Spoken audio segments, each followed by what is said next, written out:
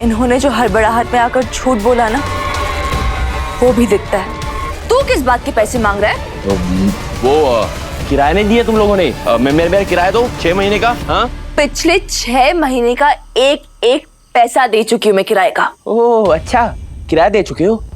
तो रिसिप्ट तो होगी। हाँ, ये गुलशन अगर इतने कॉन्फिडेंस से रिसीट मांग रहा है तो पक्का इसने घर से रिसीट चुराई होगी। पर रिसीट छोड़, ये देख पेमेंट का असली सबूत।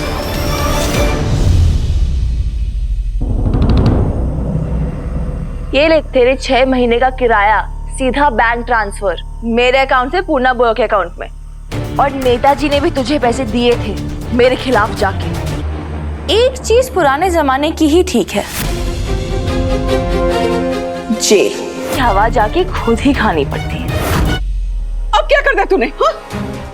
माफ कर दे बेटा, इस दिवाली पे मेरा दिवाला मत निकाल। सुमन इंदौरी के आने वाले एपिसोड में एक अलग ही ट्विस्ट देखने को मिलेगा। यहाँ पर भाई सुमन और तीर्थ के बीच में एक नजदीकियां बढ़ती जा रही हैं और इसे देखकर भाई कृतिका के होश उड़ रहे हैं। यहाँ हमने देखा ही था ना किस तरीके से कृतिका का पर्दाफाश हो जाता है। सुमन वीडियो रिकॉर्ड भी कर लेती है और यहाँ पर कृतिका ना भाई सारा अपना जुर्म जो है वो कबूल कर लेती है और बता देती है कि मैं तो पागलों का नाटक कर रही थी सिर्फ तीर्थ को पाने के लिए, और मेरी तो ऐसा कुछ भी नहीं था कि मैं पागल हो गई हूँ या तीर्थ के बारे में कुछ सोच रही हूँ या तीर्थ को मैं सिर्फ अपना पति मान रही हूँ। वो सारी चीजें सिर्फ इसलिए कर रही थी कि मैं यहाँ पर घर में रुक सकूं। और ये सारी चीजें सुमन रिकॉर्ड कर लेती है और अब धमकी देती है देविका को कि भाई ये घर वालों को दिखा देगी। लेकिन देविका यहाँ पर फिर नाटक करती है, तीर्थ को इतना इमोशनली ब्लैकमेल कर देती है कृतिका और देविका मिलकर के। तीर्थ कहता है कोई बात नहीं, मैं अब कुछ नहीं बोलने वाला हूँ घर वालों को, लेकिन अब तुम ना सुमन को परेशान नहीं करोगी। और जो सुमन को तुम कचरा आंटी कहती हो ना, ये भी नहीं बोलने वाली हो। ये सुमन है, मेरी बीवी है और इसका अच्छी तरीके से तुम ध्यान रखने वाली हो। अब यहाँ पर कृतिका बोल तो देती है कि हाँ मैं कुछ नहीं करने वाली हूँ, लेकिन वही हम देखेंगे कि कृतिका और देविका दोबारा से प्लानिंग कर रहे हैं। अब यहाँ पर देविका ये भी पता लगा लेती है कि जो 20 लाख का झोल किया था ना, जो एक फेक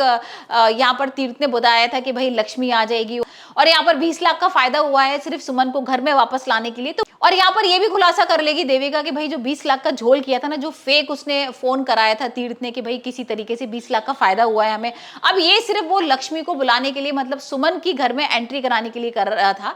और ये सारा सच जो है वो देविका के सामने आ जाता है। अब देविका भाई घर वालों को बता देगी तो अब होने वाला है बड़ा वाला नाटक। अब क्या होगा तीर्थ और सुमन के साथ, ये तो आने वाले एपिसोड में देखेंगे। लेकिन भाई अभी तो हम देख रहे हैं बहुत प्यारी सी नोकझोंक चल रही है दोनों के बीच में। यहाँ पर एक दूसरे के नजदीक आते जा रहे हैं और कहीं ना कहीं भाई तीर्थ को सुमन से प्यार होता जा रहा है। अब सुमन भी हो सकता है धीरे धीरे तीर्थ से प्यार करने लगे। लेकिन ये बहुत इंटरेस्टिंग देखना होगा कि भाई कृतिका अब क्या करती है, क्योंकि कृतिका जो है ना वो नजर गड़ाई हुई है इन दोनों के बीच में और वो भाई दूर से ही देख रही है कि मैं किसी तरीके से इन लोगों को एक नहीं होने दूंगी। और अब देखते हैं देविका और कृतिका का क्या नया प्लान होता है और किस तरीके से ये तीर्थ और सुमन को अलग करते हैं।